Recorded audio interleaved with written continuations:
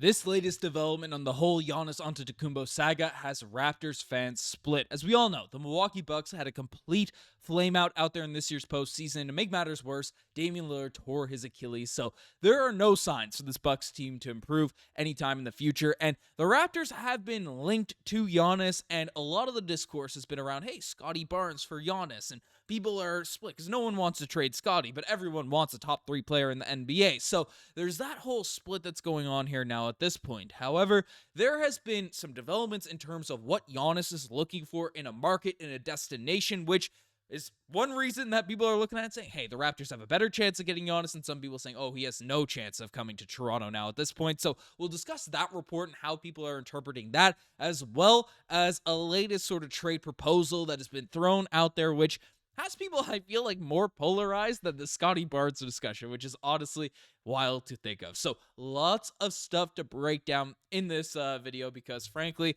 the Giannis news has just been, it's been back, baby. You know, the Giannis watch. I haven't had this graphic out here for years now at this point, so we're breaking it out of the vault. You know, Riker and I reacting to some old, Giannis news back in 2021. The dream seemed like it was dead, but now with, the Bucks having a collapse out there in this postseason and everything that's coming out from the Bucks side, again, we don't know for sure. There's going to be a lot more details released as we enter, the actual offseason, playoffs finish. We get closer to the draft lottery, the NBA draft, free agency, and all this type of stuff. But I won't rehash all the stuff that we've discussed out here for the previous Giannis discourse, but I will bring up the new report, which frankly has a lot of people fired up. But before we do, folks, again, we're trying to hit that 8,000 subscriber mark by the NBA draft lottery in hopes of, maximizing our chances of getting Cooper Flag, putting the good omens in the air. But we're chugging along here. So if we hit that 37,500, I greatly appreciate it. Hit that subscribe button if you are tuning in to all the latest Raptors updates and want to continue to stay up to date as we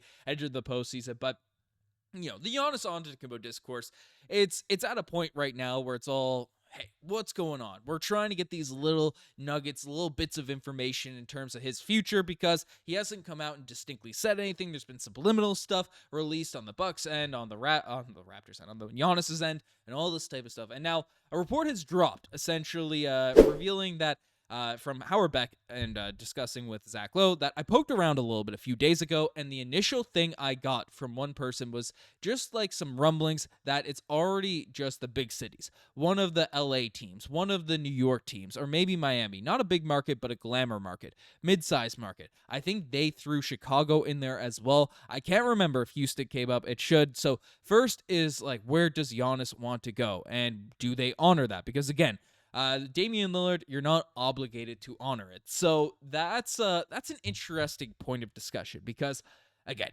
some people are looking at this and saying, hey, Masai Ujiri, you're cooked now. He wants to go to LA, New York, Chicago, Houston, whatever's happened there. But other people are looking at, hey, Giannis is a guy that, if we look at his, history out there in the NBA and, he's an international player, relationship with Masai and stuff, and Toronto being reputation from the U.S., reporters, analysts, and stuff, not a glamour market, but size-wise, on the international stage, you have the Greek community out there in Toronto. I mean, it is one of those types of markets. So the fact that Giannis wants to move on from Milwaukee and go to a city that is in those realms, Toronto is in that realm of city. And, the weather didn't really have an effect as Chicago and New York were brought up there at that point. So it's something, if you look at how, Kawhi Leonard was deified here when he was with the Toronto Raptors. I think, Howard Beck, he was very like, oh, what was Houston brought up with this? It wasn't like one of those substantial, the main takeaway from that is if Giannis is leaving the Milwaukee Bucks, he wants to go to one of those markets. It's going to be, really elevate his brand, really just take him to the next level. And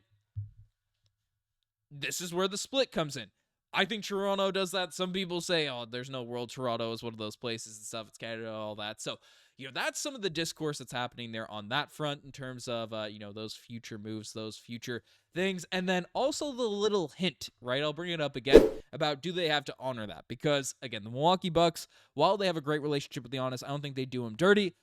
They don't have to just, hey, I want to go to the Nets, just trade him for the Nets and, not really have anything go out there at that front. So, again, we'll see how things shake out on that realm and how that plays. And, in terms of the Toronto Raptors making one of these moves, one of these trade proposals, which has people even more fired up than the Scottie Barnes discourse, as I discussed earlier, is, because a lot of the topics, a lot of the discussions have been around, hey, Scottie has to be in every Giannis trade package. Frankly, I'm still of the frame of mind that if we want to actually make one of these deals happen, and Scottie, I don't think the Bucks are going to accept anything less than Scottie, so that is what it is. But there was a proposed trade that was brought up out here at this point from Bleacher Report that is making some headways here now at this point that, frankly, I see a lot of people having some wild discourse about it, so we'll discuss. So, essentially, the Toronto Raptors receive Giannis Antetokounmpo and Pat Connaughton, who is a guy that I do want to remind Raptors fans, you were watching the videos throughout the season, the Raptors have had interest out there in the past. Of course, not the centerpiece. Giannis is the centerpiece of that deal. And then the Milwaukee Bucks received Brandon Ingram, RJ Barrett, a 2025 first, a 27 first, a 29 first, and 2031 first. Now, there are a lot of specifics brought up, especially Brandon Ingram just signing a contract and those types of things, like the logistics behind it. But frankly, I'll read what the quote said, from Zach Buckley. But basically, they could conceivably fetch more than this, but it is quite a package. 4 first-rounders and 2 building blocks in Ingram and former All-Star, averaging 20-plus points per game. And RJ Barrett, the number 3 pick in the 2019 draft, has made significant strides in terms of efficiency, playmaking, and all those types of things. So, that's Buckley's kind of discussing on it. And I do want to bring up, like, it is, the contracts, the logistics, and all that. But frankly, I'm more interested in how Raptors fans are viewing this because, of course, Scottie Barnes is that guy. That is the anchor, is the main piece of this Raptors squad going forward in the future. But a lot of people seem to be hating this trade more than, the other, Giannis trades with Brandon Ingram, all these guys being brought up. And so we'll take a look at the guy's stats because, RJ Barrett, of course, this season, 21 points per game, 6 rebounds, 5 assists.